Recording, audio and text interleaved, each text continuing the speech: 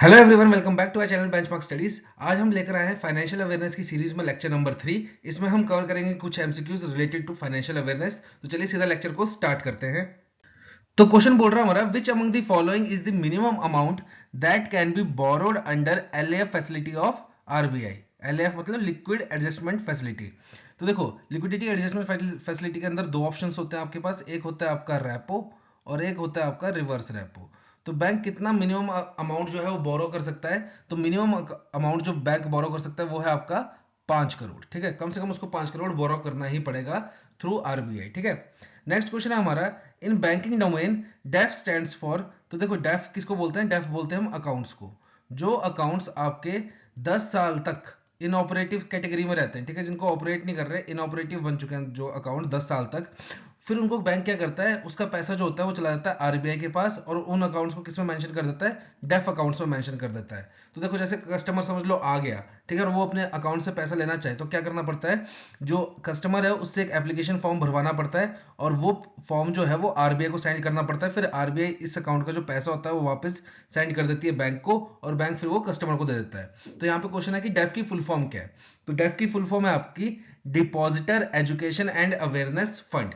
तो जो अकाउंट 10 साल या उससे ज्यादा के लिए इनऑपरेटिव रहते हैं वो किस कैटेगरी में चले जाते हैं? डेफ अकाउंट्स में। ठीक है, बढ़ते हैं आगे।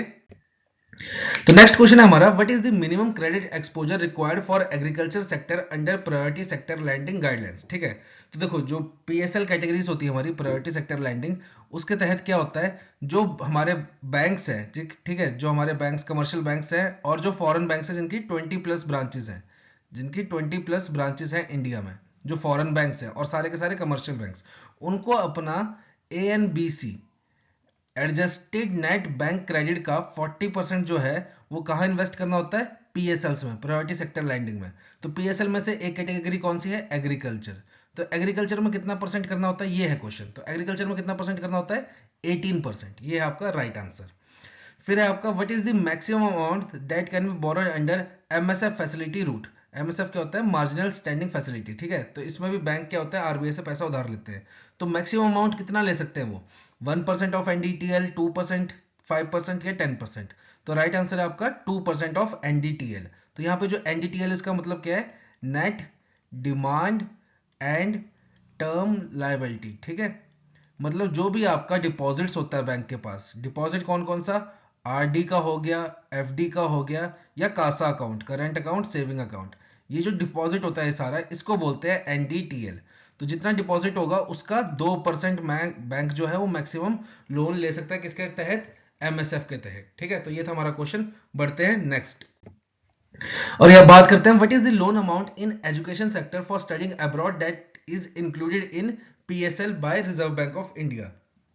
तो वही जो अभी हमने बात की थी प्रायोरिटी सेक्टर लैंडिंग की, जिसमें एग्रीकल्चर एक पार्ट है जिसका 18% मार्जिन होता है। ठीक है, उसके तहत जो एजुकेशन के लिए हम जो लोन ले सकते हैं वो कितना ले सकते हैं अब्रॉड के लिए? तो देखो, एजुकेशन के लिए आपको दो लोन मिलते हैं। एक तो अगर आपने इंडिया में एजुकेशन करनी है और एक जो आपने अगर अब्रॉड में एजुकेशन करनी है। तो अगर आप अब्रॉड जा रहे हो तो आपको मैक्सिमम लोन मिल सकता है 20 लाख। वहीं अगर आपने इंडिया में एजुकेशन करनी है तो आपको लोन मिल सकता है 10 लाख तक अंडर पीएसएल। ठीक है, प्रायोरिटी सेक्टर लैंडिंग के तहत। फिर नेक्स्ट क्वेश्चन है, what is the maximum amount of loan that can B obtained under प्रधानमंत्री मुद्रा योजना। ठीक है, तो प्रधानमंत्री मुद्रा योजना के अंडर ना 3 कैटेगरीज होती है। एक होती है आपकी शिशु, एक होती है आपकी किशोर और एक होती है आपकी तरुण। ठीक है, तो 3 कैटेगरी के अंदर लोन मिलता है। तो शिशु में होता है आपका 1 रुपए से लेके 50,000 तक। ठीक है, फिर 50,000 1 रुपए से लेके 5 लाख तक मिलता है आपको किशोर के अंडर, और तरुण के अंडर मिलता है 5 लाख 1 रुपए से लेके 10 लाख तक। तो मैक्सिमम लोन आपको कितना मिल सकता है अंडर प्रधानमंत्री मुद्रा योजना? 10 लाख तक। ठीक है, तो ये कैटेगरीज भी याद रख लेना, शिशु, किशोर, तरुण। ठीक है, बढ़ते हैं नेक्स्ट क्वेश्चन की तरफ और बात करते हैं, what is the maximum pension amount that can B opted for under the Atal pension योजना। ठीक है, तो अटल पेंशन योजना जो है उसके अंडर मैक्सिमम पेंशन अमाउंट कितना मिलता है? तो देखो, जो अटल पेंशन योजना है वो बेसिकली कौन कौन लोग इनरोल करा सकते हैं? जिनकी एज जो है वो 18 साल से लेकर 40 साल तक है, वही बंदे इसके बीच में इनरोल करा सकते हैं। और पेंशन लगती कितने कितने अमाउंट की है? तो आपके पास 5 ऑप्शन होते हैं। पहली होती है आपकी 1000, दूसरी होती है आपकी 2000, तीसरी होती है आपकी 3000, चौथी होती है आपकी 4000 और पांचवी होती है आपकी 5000। तो मैक्सिमम अमाउंट कितना मिल सकता है पेंशन में आपको? 5000। तो राइट आंसर है आपका ऑप्शन नंबर ए। बात करते हैं अगली। तो what is the amount in housing loan segment for metropolitan city that is considered under priority sector by RBI? ठीक है, तो ये वही क्वेश्चन आ गया आपका फिर से प्रायोरिटी सेक्टर लैंडिंग का। इसके तहत जो हाउसिंग लोन है मेट्रोपॉलिटन सिटीज में वो मैक्सिमम कितना मिल सकता है? तो देखो हाउस लोन भी दो कैटेगरी में मिलते हैं, एक आपकी मेट्रो सिटीज के लिए और एक आपकी रिमेनिंग सिटीज के लिए। ठीक है, तो जो मेट्रो सिटीज है उसके लिए मैक्सिमम कितना मिलता है? 35 लैक्स। तो मेट्रो सिटीज के लिए 35 लैक्स और बाकी जो सिटीज बच गई उनके लिए कितना मिलता है? 25 लैक्स। तो दोनों में से कुछ भी पूछ सकता है आपसे। ठीक है, चलते हैं नेक्स्ट स्लाइड की तरफ। सो नेक्स्ट क्वेश्चन है हमारा, a stale cheque is such that it is presented after dash from its date of issue at the bank. ठीक है, तो ये स्टेल चेक के बारे में पूछ रहा है। तो देखो जो भी चेक या डिमांड ड्राफ्ट होते हैं, ठीक है, वो जिस दिन भी हम लिखते हैं उन चेक या डिमांड ड्राफ्ट को, तो वो होती है हमारी डेट ऑफ इट्स इशू। मतलब कि जैसे आज डेट है, समझ लो 6 अप्रैल है आज, है ना, 6 अप्रैल 2023। तो आज की डेट में मैंने क्या किया? एक डिमांड ड्राफ्ट बनाया। ठीक है, या इसको डिमांड ड्राफ्ट रख लो या चेक रख लो, दोनों में से कुछ भी रख लो। तो इस डिमांड ड्राफ्ट और चेक पे क्या होगी? आज की डेट मेंशन हो जाएगी। तो ये होती है डेट ऑफ इट्स इशू। ठीक है, तो आज की डेट मेंशन कर दी मैंने। अब क्या होता है, इस चेक को मैं जैसे 6 अप्रैल 2023 है ना, अप्रैल मई जून जुलाई अगस्त, तो मैं 6 अगस्त 2023 तक इस चेक को मैं विड्रॉल करा सकता हूं या डिमांड ड्राफ्ट को विड्रॉल करा सकता हूं। इसकी maximum amount, maximum time limit कितनी होती है? 3 मंथ्स होती है। आप एक चेक पे डेट डाल देते हो तो आप उसको नेक्स्ट 3 मंथ तक यूज कर सकते हो, उस डेट को काटने की कोई जरूरत नहीं है। ठीक है, तो ये इसकी वैलिडिटी होती है। जिस दिन आपने उस पर डेट डाल दी डिमांड ड्राफ्ट पे या चेक पे, तो उसके नेक्स्ट 3 मंथ तक आप उसको यूज कर सकते हो। पर अगर आप 3 मंथ्स के बाद उसको यूज कर रहे हो तो वो यूज नहीं होगा, और वो क्या किस कैटेगरी में आ जाएगा? स्टेल कैटेगरी में, कि पुराना हो गया है। तो एक चेक या डिमांड ड्राफ्ट की वैलिडिटी कितनी होती है? 3 मंथ्स होती है। जिस दिन आपने डेट डाल दी उससे 3 मंथ्स। तो यहाँ पे आंसर क्या होगा? 3 मंथ्स। अगर आप 3 महीने के बाद चेक को लेकर जाओगे, डेट डली हुई चेक को, तो वो क्या होगा? स्टेल चेक होगा। Same case goes for demand draft. ठीक है, तो डिमांड ड्राफ्ट और चेक की वैलिडिटी कितनी होती है? 3 महीने की होती है। नेक्स्ट क्वेश्चन है हमारा, for the small finance bank dash percent of NBC should be towards priority sector lending. अभी हमने डिस्कस किया जो हमारे कमर्शियल बैंक है या फिर जो फॉरेन बैंक जिनकी 20+ ब्रांचेस हैं, उनके लिए एएनबीसी का कितना क्राइटेरिया है?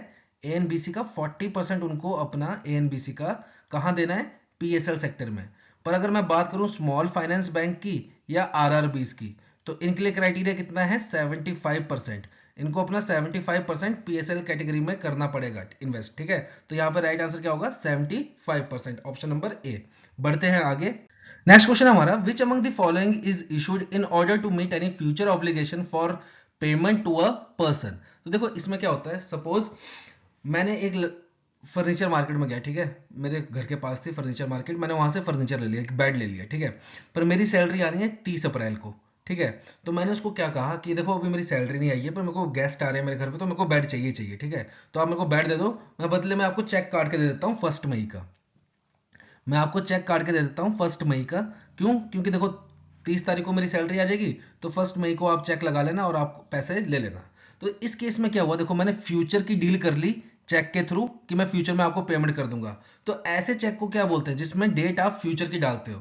तो इसको बोलते हैं हम पोस्ट डेटेड चेक। तो इसका आंसर क्या होगा? जब भी आपको फ्यूचर में पेमेंट करनी है थ्रू चेक, तो आप क्या करोगे? फ्यूचर की डेट डाल के एक चेक में दे दोगे, तो उसको चेक को क्या बोलते हैं? Post dated cheque. ठीक है, ये मैंने चेक वाले जो वीडियो है हमारी बैंकिंग अवेयरनेस की, उसमें मैंने सारे cheque types of cheque discuss किए हुए हैं, आप वहां पे जाके देख सकते हैं। ठीक है, नेक्स्ट क्वेश्चन है हमारा, the committee that recommend the setting up of small finance bank in India was headed by? इनमें से किसने हेड की थी स्मॉल फाइनेंस बैंक की कमिटी? तो आपका राइट आंसर है यहाँ पे उषा थरोट। ठीक है, तो देखो एक नचिकेत मोर कमेटी भी थी, उन्होंने क्या किया था? उन्होंने पेमेंट्स बैंक का, ठीक है, पेमेंट बैंक के लिए रिकमेंडेशन किया था। पेमेंट बैंक को कौन देख रहा था? नचिकेत मोर कमेटी।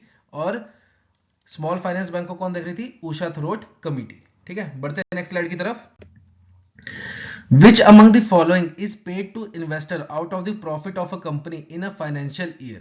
ठीक है, जो भी कंपनी का प्रॉफिट होता है, ठीक है, और जो उसके शेयर होल्डर्स है उनको उस प्रॉफिट का हिस्सा देते हैं, तो उस हिस्से को बोलते क्या है? सिंपल सी बात ये है, पूछी गई है क्वेश्चन में, तो उस हिस्से को बोलते हैं हम डिविडेंड। ठीक है, जो भी प्रॉफिट का हिस्सा हम अपने इन्वेस्टर्स को देते हैं, जो शेयर होल्डर्स होते हैं, उनको जो प्रॉफिट का हिस्सा देते हैं उसको क्या बोलते हैं, डिविडेंड बोलते हैं। फिर नेक्स्ट क्वेश्चन है आपका, the PPF public provident fund account duration can be extended for a period of dash at once after the initial maturity of 15 years. तो देखो जो आपका पीपीएफ अकाउंट होता है ना, वो क्या होता है, 15 साल के लिए अकाउंट होता है, उसमें 15 साल का लॉक इन होता है, जो भी पैसा आप जमा कराते हो 15 साल के लिए लॉक इन होता है। हाँ वो बात अलग है कि 3 से 4 साल बाद आप कुछ परसेंट अपना विड्रॉल कर सकते हो, जैसे 10% टोटल अमाउंट का विड्रॉल कर सकते हो, पर जो मैक्सिमम अमाउंट है वो आपको कब मिलेगा, 15 ईयर्स की मैच्योरिटी के बाद। पर यहाँ पे क्वेश्चन ये है कि 15 साल हो गया आपको पीपीएफ खुलाए, तो आप इसको क्या एक्सटेंड करा सकते हो, बिल्कुल करा सकते हो। और कितने साल के लिए एक्सटेंड करा सकते हो, तो मैक्सिमम कितने के लिए करा सकते हो, 5 साल के लिए। तो 5 साल के लिए आप इसको एक्सटेंड करा सकते हो, ठीक है। पर यहाँ पे एक चीज और है, जो मैक्सिमम अमाउंट है आप एक साल में पीपीएफ में जमा करा सकते हो वो कितना होता है, तो मैक्सिमम अमाउंट कितना होता है, 1.5 लाख, ठीक है। 1.5 लाख रुपए आप मैक्सिमम एक पीपीएफ अकाउंट में एक साल में जमा करा सकते हो, ठीक है। और इससे फायदा क्या है, इसको आपको एटीसी के अंदर रिबेट मिलती है टैक्स में, ठीक है। पीपीएफ में जो पैसा जमा करते हो आप, उसकी आप रिबेट ले सकते हो एटीसी के अंदर इन इनकम टैक्स रिटर्न फाइल करते वक्त, ठीक है। तो बढ़ते हैं नेक्स्ट क्वेश्चन की तरफ। In the IFSC code which among the following denotes the bank concern, ठीक है। तो देखो जो आईएफएससी कोड होता है, सबसे पहली बात तो यहाँ पे है कि आईएफएससी की फुल फॉर्म क्या होती है, ठीक है। तो आईएफएससी की फुल फॉर्म होती है इंडियन फाइनेंशियल सिस्टम कोड, ठीक है, इंडियन फाइनेंशियल सिस्टम कोड। तो देखो जो आईएफएससी कोड होता है वो होता है आपका 11 डिजिट्स का। डिजिट मतलब अल्फा न्यूमेरिक, लेटर्स भी होते हैं, वर्ड्स भी होते हैं और नंबर्स भी होते हैं, अल्फा न्यूमेरिक। तो ये 11 डिजिट का होता है, ठीक है। तो जो पहले 4 होते हैं ना, 1 2 3 4, वो शो करते हैं आपके बैंक को, और वो बेसिकली क्या होते हैं, वो हमेशा वो होते हैं अल्फाबेट्स। फिर पांचवा जो होता है वो हमेशा फिक्स होता है, वो होगा 0। पांचवा हमेशा आपका 0 होगा।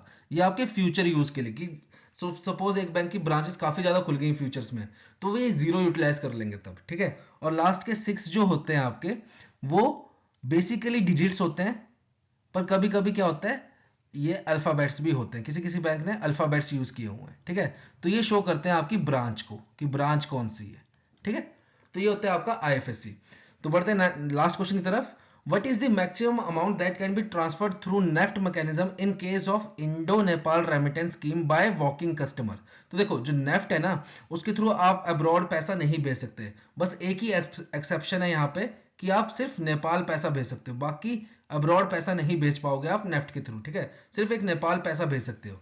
तो वहां पे अगर कोई वॉक इन कस्टमर आ रहा है तो उसकी मैक्सिमम लिमिट कितनी है नेफ्ट करने की, तो राइट आंसर आपका 50,000। पर वहीं अगर एक कस्टमर आ रहा है, ठीक है, जो बैंक का कस्टमर है, उसने नेफ्ट करवानी है, तो उसकी लिमिट कितनी है मैक्सिमम, तो उसकी मैक्सिमम लिमिट है 2 लाख पर ट्रांजैक्शन, ठीक है। ये पर ट्रांजैक्शन है, 50,000 पर ट्रांजैक्शन, 2 लाख पर ट्रांजैक्शन, किसके लिए, कस्टमर के लिए। पर अगर वॉक इन कस्टमर आ रहा है, ठीक है, तो उसके लिए कितनी है, 50,000। और अकाउंट होल्डर कस्टमर आ रहा है तो उसके लिए कितनी है, 2 लाख पर ट्रांजैक्शन।